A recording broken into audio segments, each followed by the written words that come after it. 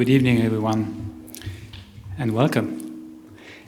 So my name is Edward Kopp. I'm the Journal Echo Junior Foundation Chief Curator at the Menil Drawing Institute, and it's my pleasure to welcome you for tonight's lecture titled Through the Looking Glass, Drawing and Transparency in the 1970s, a lecture by Filippo Bosco. And we're so pleased to welcome you for this presentation. Filippo is the second Pre-Doctoral Fellow here at the Drawing Institute. The fellowship program is a key component of the Drawing Institute, and our program fosters the highest level of scholarship and makes possible rich interdisciplinary object-based conversations on the drawing medium and its history, the theory of drawing, as well as the criticism and the practice of the medium. And as a reminder, if you don't know this already, we have 3 fellowships here at the Drawing Institute on a regular basis. First, the Pre-Doctoral Fellowship, which welcomes a promising young scholar who works on his or her doctoral dissertation focused on the medium of drawing. We also have the Morgan Menil Fellowship, which we share with the Morgan Library and Museum in New York, and which involves a dual residency in New York and Houston for the duration of the fellowship. And then finally, the Menil Drawing Institute Research Fellowship, which aims to bring accomplished scholars, conservators, artists, writers, choreographers, whose practice pertains to modern and contemporary drawing. And now a brief introduction to Filippo. So Filippo is a PhD candidate at the Scuola Normale di Pisa in Italy. His research is supervised by Professor Flavio Fergonzi, and his research has been partly carried out between Pisa and between Berlin, and he's been affiliated also with the Freie University in Berlin. And his research deals with the primary role of drawing within conceptual practices of the 1970s, focusing especially on Italian artists and their international exchanges with Europe and the United States. His interest and publications concern magic realism, Italian painting of the early 20th century, pop art criticism, and also the graphic work of Giuseppe Pennone. He has contributed an essay to a forthcoming exhibition catalogue on Pennone for the Centre Pompidou in Paris. Filippo has given talks at the Center for Italian Modern Art in New York and also at the Drawing Room in London. And he has collaborated with the Galleria d'Arte Moderna in Turin and also with the Ceruti collection at the Castello di Rivoli, Museo d'Arte Contemporanea, also in Turin. Filippo has been a wonderful fellow. He's really engaged with our collections, but also with the Menil staff, with collectors, with scholars, with artists in Houston and far beyond. We wish him the best, and we look forward to his future scholarly endeavors. So the lecture this evening is focused on his research while he's been here at the Drawing Institute this past year. And we will address transparency as a material, but also as a conceptual device in the drawing practices of the 1970s. And before turning it over to him, I'd like to remind you to please silence your cell phones if you haven't done so already. And as you may know, we are recording this program, and it will be made available on the Menil's YouTube channel in the coming weeks. So Filippo will take questions at the end. Please keep them for the end. And now let's welcome Filippo Bosco. Thank you.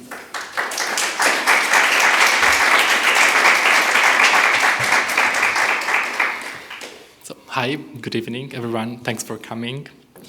And you'll forgive me if I take some time to personally thank the Menil Collection for this fellowship that has been determining for my research and an incredible adventure for myself. I'm so grateful to the whole MDI community. So thank you, Edward, Kelly, Julian, Catherine, Brian, Alex, Patrick, and Kirsten for sharing your passion, which has been greatly motivational to my own work. This talk couldn't be possible without the friendly and direct support of Jan and Dominic, as well as James, Lauren, and Robin for the library. Finally, I must say that among many, one of the great opportunity has been to share ideas and conversation with the other current MDI fellow, the senior fellow, and my neighbor, Anna. So to start, I would like to bring your attention to an experience of space that can be gone through the MDI building and more largely in the Menil campus. A lot of elements of transparency are present, which I noticed during the months I lived right here in the neighborhood. The Menil buildings are crossed seamlessly by green areas, trees, and the sunlight in a very calculated way that causes much of the beauty of this place. And vice versa, if walking around the campus by night, the glass walls spread a soft light onto the lawns, just like nocturnal lanterns. Moreover, specific parts of these institutions are positioned carefully to be seen from outside. For instance, Dominique de Menil intentionally wanted the library and the conservation laboratory in the main building to be visible through the glass by people passing by. Transparency is something one can see through, but not always something one can perform themselves, as not everybody can cross many of the glass doors of this building, for example. So it shapes extensively, socially and politically, our experience of the museum and the art itself, just as glass or plexiglass protecting artworks constantly condition our fruition of art, even if we might not notice anymore. So just already starting from this simple observation, it is clear how rich and relevant can be a theoretical discussion about transparency, one that was first elaborated in the mid-60s when a pioneering essay was published titled Transparency, Literal and Phenomenal. It was the fruit of the School of Architecture at the University of Texas in Austin. The authors, Colin Rowe and Robert Slutsky, belonged to that group of architects and artists who taught there in the 50s and have been known in the field as, of course, the Texas Rangers. And I will briefly summarize their thesis, as it is a good starting point for our own analysis as well. So formulated in 1955, the essay could only be published almost a decade later, since it was strongly opposed by the established architecture theorists of the time. The two Texan Rangers were originally moved by a dissatisfaction with the ambiguity of the word and its current use. Therefore, they started from this basic definition drawn from the Hungarian designer and visual theorist György Kepes. So transparency first presents itself as a, and I quote, contradiction of spatial dimensions that requires not only a new optical quality, so that one that allows the figures to interpenetrate without reciprocal destruction, but also a broader spatial order. Transparency, and I quote, means a simultaneous perception of different spatial locations that fluctuate in a continuous activity. On this basis, Rowe and Slutsky distinguished two different transparencies, a literal and a phenomenal one, that do not coincide. So a literal transparency would be the mere extensive use of glass as a material that was so typical of Bauhaus architecture and the modernist international style in the 60s. But nevertheless, a glass facade could confirm a very static, modular structure, just like in Walter Gropius's workshops in Weimar, the image on the left.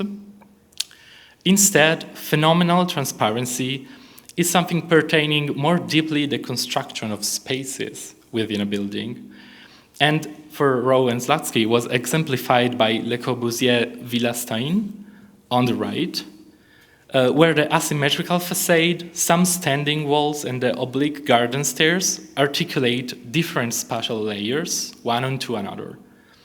So in short, phenomenal transparency is not to be found through glass windows, but in the stratification of planes that Rowe and Slutsky bring back to its cultural roots in Cubist painting. So this talk will accommodate this theoretical set, in relation to drawing, pointing out the relevance of the apparently marginal theme of transparency in the historical discussion of this medium in the 70s. So yes, we'll end up asking ourselves the central, clueless question of what is a drawing. But in respect to Rose and Zlatsky's approach, my aim is not as ambitious as a general theoretical definition of a transparent drawing, and I won't explore further the contraposition of categories like literal and phenomenal, and all other that followed in the debate about architecture transparency. Instead, I selected works that present a literal transparency, that is, supports like translucent vellum or glass, in order to entangle phenomenology as well as conceptuality, and therefore expanding meaningfully the possibilities of drawing itself.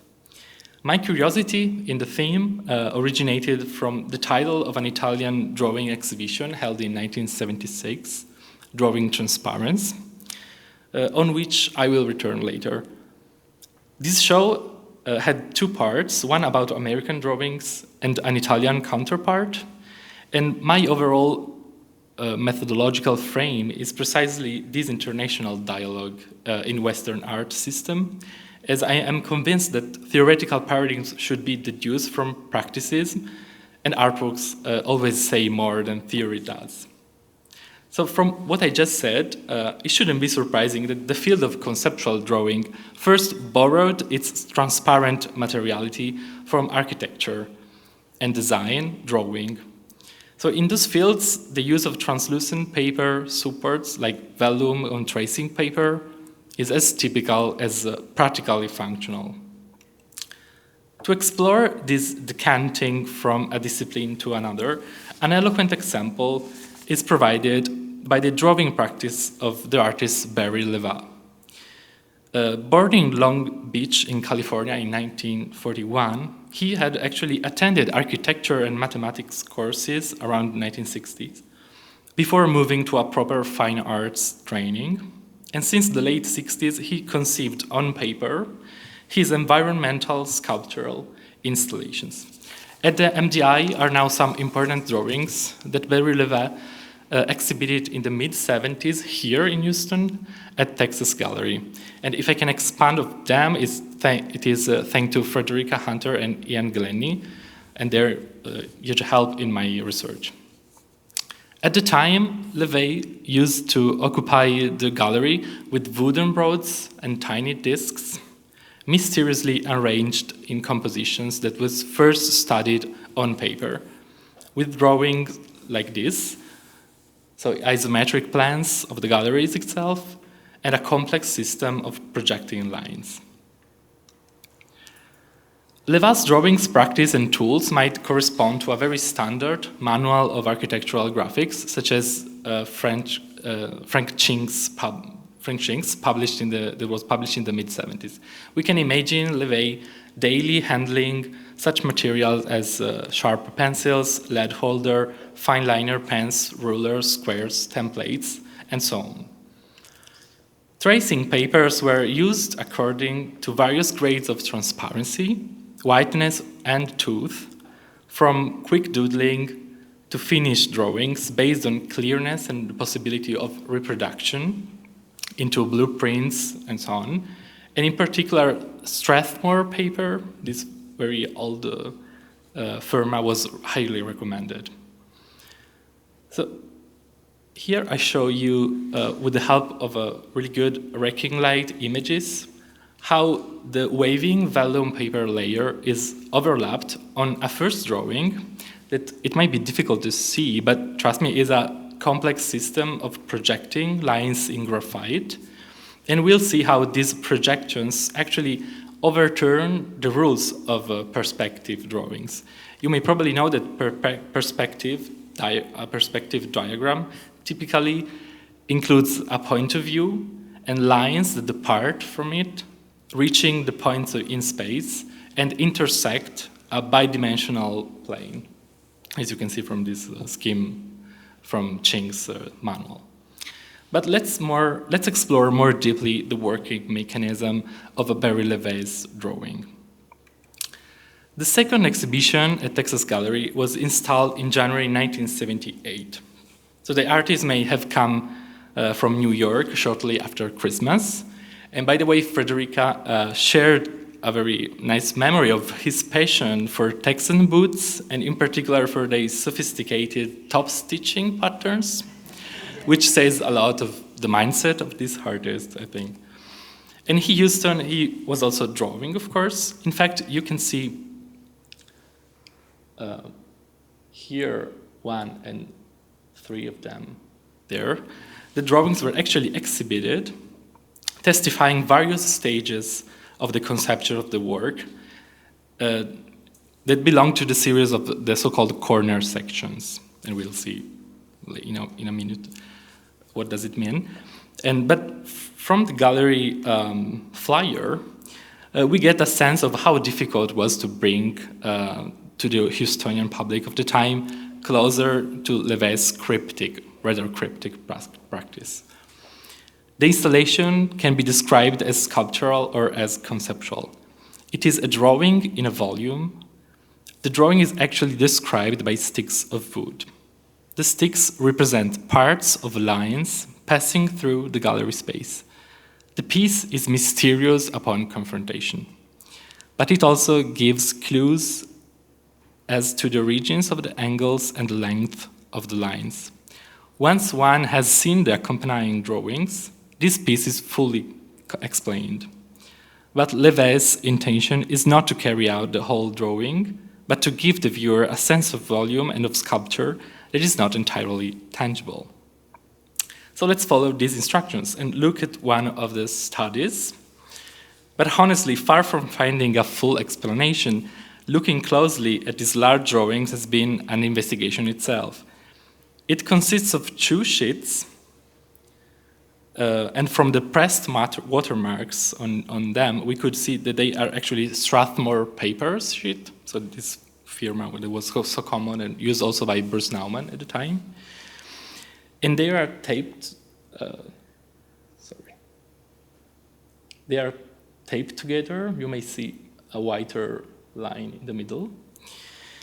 And they're then covered by a strongly horizontal single vellum paper sheet, on which 2 plans are traced in ink. They represent the floor of the Texas Gallery seen from above, and then they are rotated 180 degrees from the first drawing to the second. Again, showing the raking-like pictures, it shows how waved is the vellum, and much to our surprise, when we lifted it in the storages, we found out that the underdrawing on the left is actually a collage of 2 hand-cut fragments of paper and presents a very complicated spider web of projecting lines. So to briefly summarize how the corner section works, let's take the one on the right, which is much more clean and polished, and so might have been made as the second drawing. So the main reason for the piece to be mysterious upon confrontation is that the 9 points of view are positioned in arbitrary and impossible location and outside the space of the gallery. So I can make you see them. There are 9, 3 here, 2 here, and 4 here. And they are even below or above the level of soil.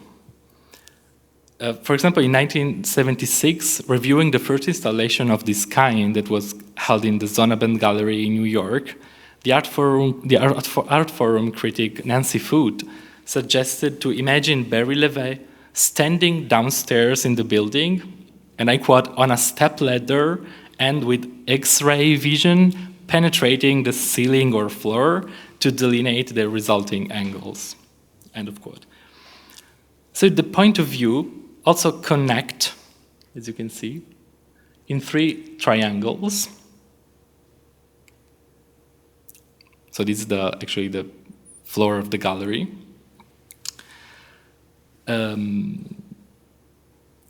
Also they connect in 3 triangles with lines that meet the gallery room in 2 ways. On one hand, they cross the walls as the suspended wood sticks we saw in the previous picture of the gallery space. And on the other hand, the corner section of the triangles are projected within the walls and the gallery floors, creating a smaller equivalent triangle. And this happened for all the three triangles, while a set of other fragments and lines depends on various other projection lines from the 9 points of projection. And if we think of perspective drawing, the projection there is meant to make legible and measurable space on a 2-dimensional surface, while Levet's fragmentist projections only provide clues to an impossible solution. And he was a great reader of detective stories, like Sherlock Holmes. And actually, we can say that Levet was drawing to create this condition of uncertainty that would have triggered the intellectual process of investigation. As he put it in a 1975 interview, whatever, and I quote, "whatever its nature, a clue is the thread which guides the crime investigator through the labyrinth of non-essential data into the light of complete comprehension," end of quote. It is rather arguable that a look at the drawing might have fully explained the pieces, and I would like to point out how vellum transparency is actually a device used for complicate this misery. The setting of the clues corresponds precisely to the moment in which Levet overlays the vellum paper sheet on the projections in graphite lines underneath, and he selects the fragments with these ink lines that will be translated into the wood pieces. And he was saying that, and I quote, "Once I erased the lines, it became just as difficult for me as for someone else to understand." So in short, it is essential that vellum is not entirely transparent, but can actually conceal the most information from optical vision to move them to mental comprehension. The conceptual primacy appears clearly in these Levet's statements of the time, and I quote, "Visual structures are nothing but an aid to thinking and belong to the psychological apparatus which draws the conclusions, not to the content of thoughts themselves. Thinking then does not aim at the pictures, but at the logical structure which they express." So with its corruption of architecture drawing and use of tracing materials, Levet's drawing practice points out how transparency can be rather understood as a spectrum of translucencies and not always serves the purpose of a clear vision, entangling rather what is visible and invisible in complex ways. Other artists may have looked instead for complete transparency, choosing glass as a support, apparently to avoid any permanence of opacity. Mario Merz is the Italian artist most associated with glass, as he used it for his eye glues and other works in the late 60s. In 1970, he started to mark glass surfaces with neon lights, white paint or felt-tip pens ink, like in this work called Vetri Fibonacci, so Fibonacci glasses. Merz inscribed the famous Fibonacci series, in which each number is the sum of the two preceding. And at the time, a lot of scientific studies were published about its very common presence in nature, like in the shape of growth of pine cone and pineapple, or in the reproductive rhythm of rabbits. Interviewed in 1971, Merz declared that for him, glass plates that are transparent and displayed in series, they, I quote, "do not exist, and consequently it is as if his signs fluctuate optically upon the space and landscape behind the glass surface." So thanks to transparency, then the conceptual presence of the Fibonacci diagrams in the real world became kind of literal, and seeing through the glass was the way to find the Fibonacci diagrams everywhere. This is also the reason why in those years Merz asked repeatedly to be filmed and photographed through the glass in the act of executing the drawings or handling them. And this gallery of his rather grumpy faces really expressed the inclusion of his own persona and entire existence within these Fibonacci proliferating diagrams. So for reason of time, I'm now skipping this rather isolated example of a wall drawing by Suljuit planned to be executed on a glass window that was actually abandoned after the first installation, as the artist might have been unsatisfied by the uncontrollable richness of the landscape that disturbed the horizontal lines, almost difficult to see, of the drawing. And I'll go instead back to the idea of transparencies as a spectrum, as it was literally put into practice by the artist Dorothea Rockburne. She started using systematically vellum only between 1977 and 1978, in particular in the vellum curve series, of which one exemplar is here in the MDI collection. To make it, Rockburne folded large sheets of vellum paper until she obtained a balanced composition based on the golden section, in which the diagonal of the square is the same measure of the diagonal of the rectangle. The axes or arches, according to which the paper folds, are marked in color pastel and ink, and then she glued this origami-like low relief on a white large cardboard.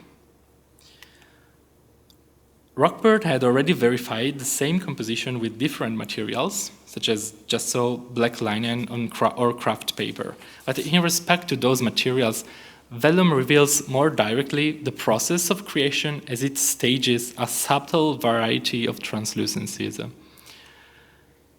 For example, in the lightest parts, it folds one times and creating two overlapping layers, as in the tail of in the left bottom detail, while in the darkest area it can present up to 8 layers of paper, like in the top right detail, and the colored lines drawn across these layers. Also, it is not clear whether the present strong yellowing of these drawings is due to the varnish Rockburne was adding herself, or to the natural aging, rapid aging of vellum itself. As you may know, translucent paper is made by chemically modifying the density of the cellulose, filling the microscopic voids that cause refraction and therefore opacity in paper. Whether or not she wanted them to appear now almost brown, Rockburne shows an extreme awareness of this process of transparentizing paper and the possibilities to appropriate it for her own expressive research. And actually there is one relevant, albeit singular, earlier use of vellum in Rockburne's career. In 1973, she presented the series of drawings which make themselves, where she first folded paper sheets onto themselves and towards the contiguous surface of walls or floors, creating lines and retracing the lines and points of these moves, creating a neighborhood of lines all around them. And as the title of the series suggests, she was really pushed by the question, how could drawing be of itself and not about something else? End of quote. And really wanted to transform drawing into, I quote again, a subject-object acting upon itself, end of quote. In this exemplar of the series, she used vellum paper for just this single case, but we understand that transparency was not only literal in her work, but actually conceptual as a way to mentally communicate and render visible the making itself of these foldings. The drawings which make themselves are both coherent work in Rockburne's career and one of the greatest statements about this medium, the medium of drawing in the 70s. As such, they were included in landmark exhibitions like Drawing Now, organized at the MoMA by Bernice Rose, as well as in the major Italian show about drawing, the already mentioned Drawing Transparence, both taking place in the spring of 1976. Organized in a private gallery in Rome and curated by the critic Achille Bonito Oliva, Drawing Transparence compared 114 American and Italian artists represented by a single drawing each. The introduction essay explains the curious title in which the slash is to be understood as an equivalence, not an alternative, so it's drawing as transparence. And in the essay, on one hand, Bonito Oliva confirmed some ages-old cliches about drawing, that is, its spontaneity and possibility of express immediately the artist's self. And I quote from the first paragraph, "Drawing seems to always bear the artist's attack on the immaculate space of the sheet of paper, seems to always take advantage of the moment before the deflagration of the sign. Elsewhere, he shows also awareness of the most recent tendencies of process art with commentaries that could fit actually Rockburne's practice. And I quote from the second, "To be transparent means to appear through, to render an image through the movement. Thus, the drawing is never the object, is never the dead end of the imaginary, but always a verb, in the sense that it is and stands for the emergence, the coming to the surface of it." So this is a very original conception of drawing focused on the withdrawal of the medium from the formalization of typical of painting or sculpture, just as the draft person stops at an earlier stage in the creative process. Bonito Oliva resorted to a generically psychoanalytic lexicon to express this holding back. I also must say that in these years, the critical writings of Bonito Oliva was getting very much obscure, so I'm translating as best as I can. And quoting from the third paragraph, "In this sense, the drawing becomes the machination that tends to give order to the only dimensions within which the desire moves, space and time.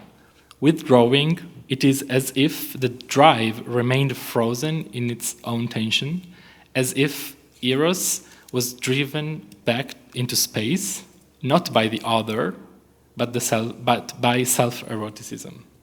End of quote. So, in particular, the term machination not only echoes Gilles Deleuze's theory of the desiring machines that famously opens the very fortunate book titled The Anti-Oedipus that was translated in Italia in 1975. And here I don't want to dig deeply into Bonito Oliva's possible readings and interpretation, but this reference to psychoanalysis and desire in relation to transparency might have an éminence grise in Marcel Duchamp's large glass, that at the time had been already considered a forerunner of conceptualism, but also at the time was very much charged with a quantity of Freudian readings, just like as Duchamp himself. Anyway, Bonito Oliva's reading of a frozen tension in drawing provides an original critical frame to some radically conceptual approaches to transparencies that indeed might recall a Dada and Surrealism attitude. In this ready-made drawing, the Brazilian artist Antonio Dias pierced a vellum paper sheet with a pencil, captioned by the Magrittean sentence, "A pencil is only a tool." The physical transparency of the support here literally blocks the creative possibilities of the pencil, and the whole work seems to express an inescapable tautology of drawing as it is defined by its bare materials. In another work, the Japanese artist Hidetoshi Nakazawa drew lines on both sides of a vellum sheet, carefully stopping in matching points in the middle of the sheet, so that the same line appears to actually pass through the surface. With this elegant and playful device, he gives the illusion that the line is a solid body or a thread and captures a virtual moment of transparency, like a very act of passing through. Both these works are conceptual, as they do not represent but present the tools or basic elements of art themselves. And it seems to me that transparency freezes really these elements to present them analytically. One of the youngest artists included in Drawing Transparency appears to be particularly relevant for Bonito Oliva's thematic choice, and it is Remo Salvadori, who was born in 1947 near Florence and lived in Milan at the time. So this is the mysterious drawing exhibited in the show, in the 1976 show. A single line, unrecognizable shape with little segments that appear in transparency. You can probably see one here and another here. This single sheet would be actually incomprehensible without knowing that it is related to an artist book published in the late 1975, so a few months before the show, by the Turinese Tucci Russo Gallery, where Salvadori had a solo exhibition. The book title, Il tiro strabico dell'attenzione, can be translated more or less as the cross-eyed shot of attention, and might refer to an unusual and unstraight way in which images reach our view and comprehension. The about 80 pages long volume presents itself as an engaging device that demands the active participation of the reader. But first, we must admit our disorientation in front of these kind of drawings. So are they autonomous, abstract forms or very preparatory sketches and formless sketches? So the answer would be negative in either cases, as there is no clear composition strategy, nor relative development into further stages. On the contrary, the artist here seems to have limited himself to nonsense automatic scribbling that make the execution of the drawing itself all the more readable, as a single handmade line can be easily followed. A clear example of this focus is this other pen drawing from the artist book I was mentioning. And that is in which the artist first traced a vaguely house-like image, without ever removing the pen from the paper. And in the end, he numbered the points in the order in which he connected them. Above all, this self-commentary on the drawing, on its own execution and tracing, was displayed by the sequence of the pages of the book. Just like still frames of a film, the scribbling is splitted into fragments, and it now exists only in the mind of the observer. The spatial thinness of the paper of the book pages invites to turn the pages to reconstruct this movement of the hand on the page, as actually the reader can anticipate a delicate translucent image of what follows next. Here I propose you a section of the book in which the spontaneous movement of a curling scribble goes through the pages themselves as one turns them.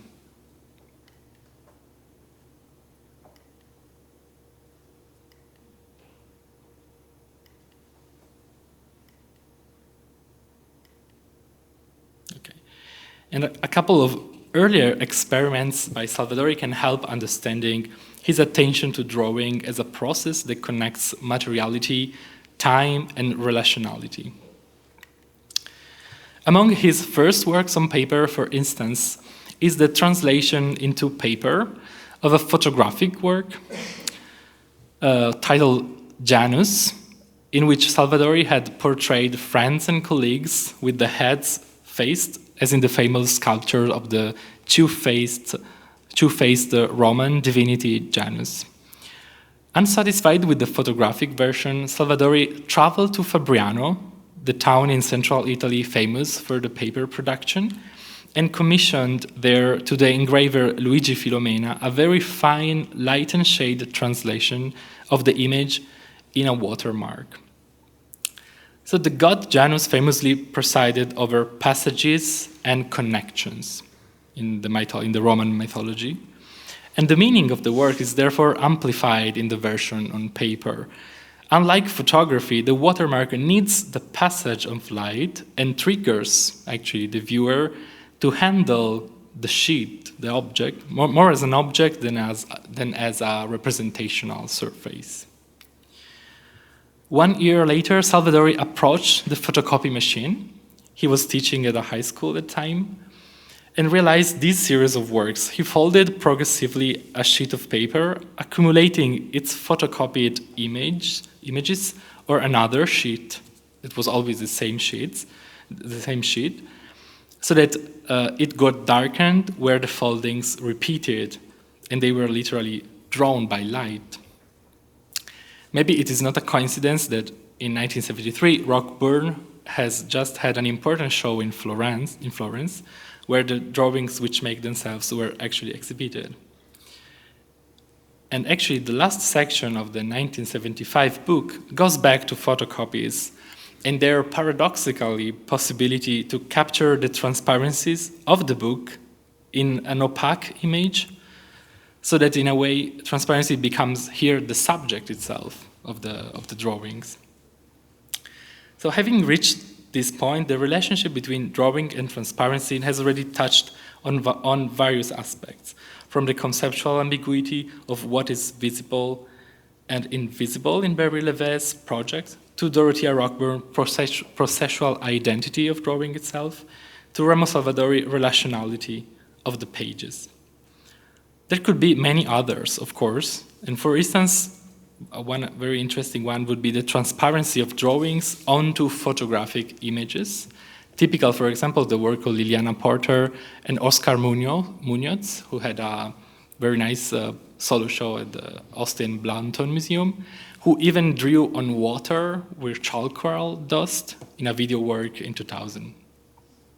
But to conclude, I would like to verify the resonance of transparent conceptualist drawing of the 70s, going back where we started, that is here at the Menil, where the Houston-based artist Joseph Havel made a lecture in the form of a performance that involved a set of 14 drawings on vellum that really got my curiosity in the MDI study room.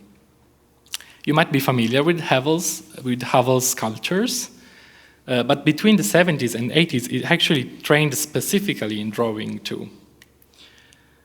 In 2005, he had executed another series of drawings on tracing paper that remained private, and this series was originated from the reading of a novel by Haruki Murakami's, that is The Winged Up Bird Chronicle, published in 1997, where in the novel the main character lives a dreamlike experience of passing through a wall, an event that causes the appearance of a blue dot on his cheek that will eventually fade. Having in mind Salvadori's book, we understand the unity of the more than 50 drawings as a unique sequence in which the ink, dots, and very elegant composition passes through the pages, changing seamlessly the abstract composition as you turn the page, passes through it. And 2 years later, in 2007, Havel was invited to give a talk related to a Robert Ryman's exhibition in the main building, which has been recorded, and thanks to Lisa Barclay, I could find it in the Menil archives. In this sort of non-linear lecture performance, the artist playfully problematized the museum exhibiting practice, showing great awareness about all the shows that were on, that included at the time a retrospective of Bruce Naumann's work of the 60s, a Barnett Newman show, and a site-specific installation by the Houston collective Otabenga Jones and Associates. So these are some of the sometimes obscure drawings he used and read while speaking in front of the public. And they actually contain obvious references in their very making to Bruce Naumann, but of course also to Ryman, the paint of Ryman's painting. As this drawing, you can see, is filled with white pencil on the vellum. So I don't want to resume the entire Havel's lecture, but two major points were one about uncharging the aura that surrounded the Ryman paintings that were like overloaded with their original neutrality was kind of overloaded by this sacrality of the exhibition display. The artist ironically spoke of a Ryman's chapel for the occasion. And he also pointed out how much impact has the contextual and relational environment on such wide, neutral works that receive the multiple cultural and existential baggage of the observers. That's why I think it is interesting to focus on the apparently secondary choice of vellum paper. Acting very informally and actually literally desecrating the Ryman's chapel paintings, he handled the portable drawings, he used a portfolio to collect them and was pulling them from it. He moved them around, trying to see them against light, sometimes struggling to read his own writing. Their possibility to be read on both sides automatically included the public and created a connection that was finally accomplished when he let them circulate among the public, realizing this anti-auratic concept in Havel's mind. Now, paradoxically, the drawings are accurately stored at the MDI, and their relational function is probably lost forever. But on these limits of the museum collecting practice, which is nevertheless also the condition for me to study such fascinating materials, I would like to conclude, and thank you for your kind attention.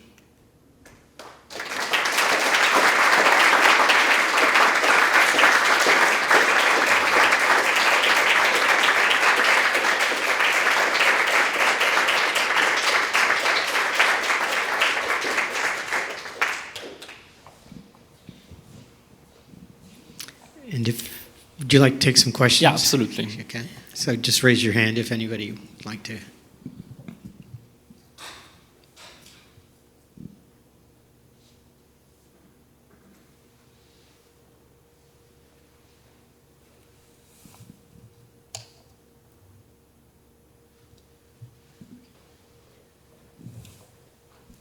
Thank you, Filippo, for a fascinating lecture. I have a few different questions, and I'm going to start with one of them that relates directly to the Levay and Merz drawings you discussed, which is how the transparency of the paper might relate to the imagined permeability of other surfaces. So for Levay, it seems that he thought, or he was imagining the walls and floor to be permeable by the line, right? So the line is coming from almost other levels of the building, that X-ray vision that Lizzie Borden mentions. And then in Merz, where he's drawing the spiral, there's a sense that that's being transmitted through the television screen, this other surface in the film that was made by Gary Schirm. So I wonder if you could reflect a little on the permeability or transparency of paper in relation to these other surfaces, like walls or a screen, that are imagined to be sort of transcended by the line. Yeah, absolutely. Thank you for this very important question. Actually, in both cases you mentioned, we can still speak of projects in the very sense that they are actually projecting and they're dealing with an abstract diagrams, very immaterial or dematerialized way of think of space and nature and realities in case of Merz. But yeah, it's definitely true that they actually are probably thinking about other materials, especially for Merz.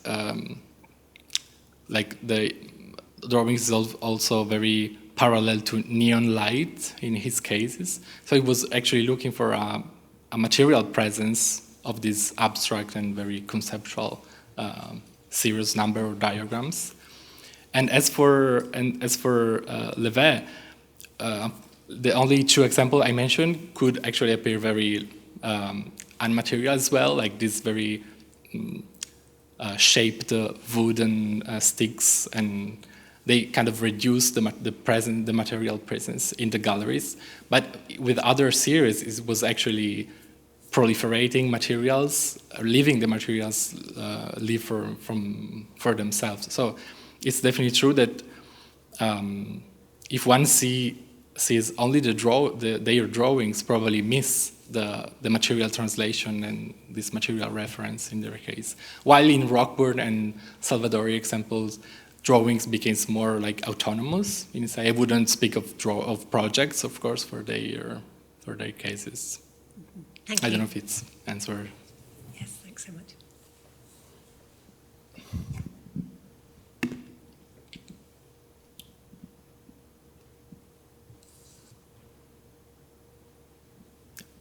Yes.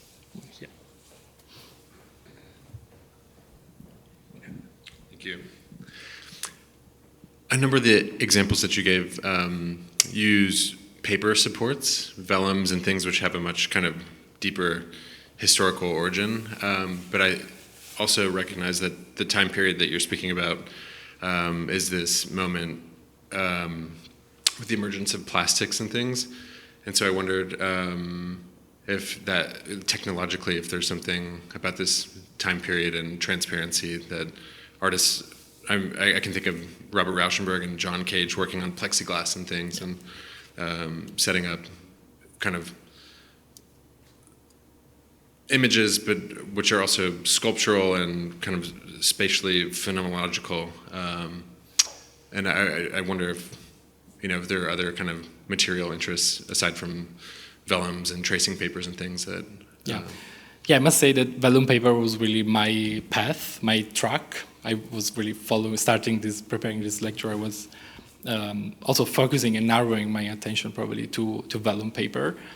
In a way, it allows me to focus on drawing, because for the Rauschenberg pieces on plexiglass, we can actually think of painting at all, but I would say that the 60s are probably the decade where a very explosion in plastic and materials, even in large dimension and in large installations, for optical art, and this sphere of interest is, probably the explosion in the research for materials themselves, with also a surprising fashion of this material, was probably precedent to my attention. Like, I really wanted my cases to have a conceptual development of the idea of transparency.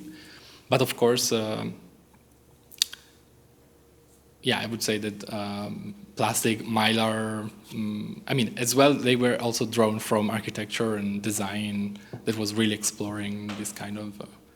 But I would say probably the youngest generation, like Salvadori or the really young artists operating in the 70s, probably already abandoned this search for new materials and just for new technologies and new possibility of plastic and so on.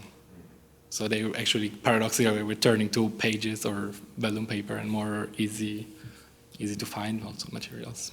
That's what I would say. Thank you.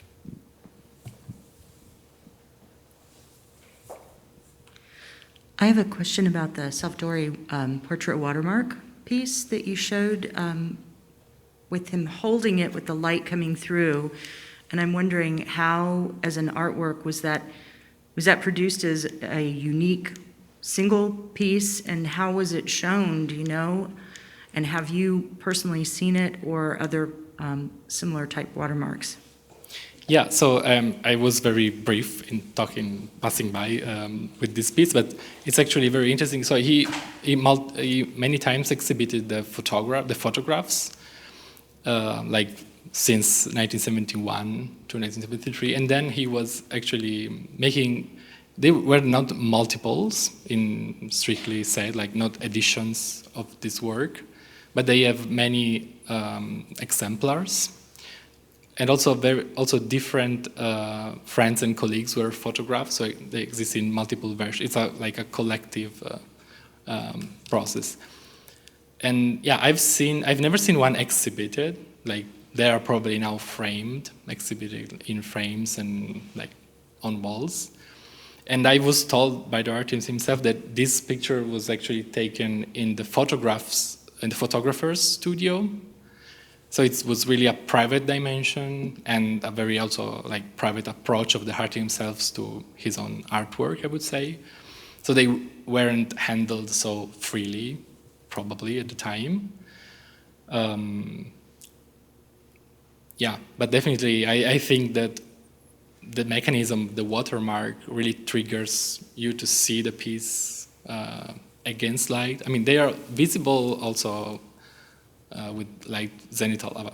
I mean, their watermarks are visible, but really also to appreciate the very, very sophisticated, because it's handmade, this kind of watermarks technique. It's like a very sophisticated engraver process. So it's also, the artist considered an encounter and a meeting itself, speaking with this engraver in Fabriano and going there to meet this old culture. So it's really an interesting work about relationality, also in this sense. I can be more detailed, maybe I can collect information about those pieces for sure. They are kind of rarely exhibited now.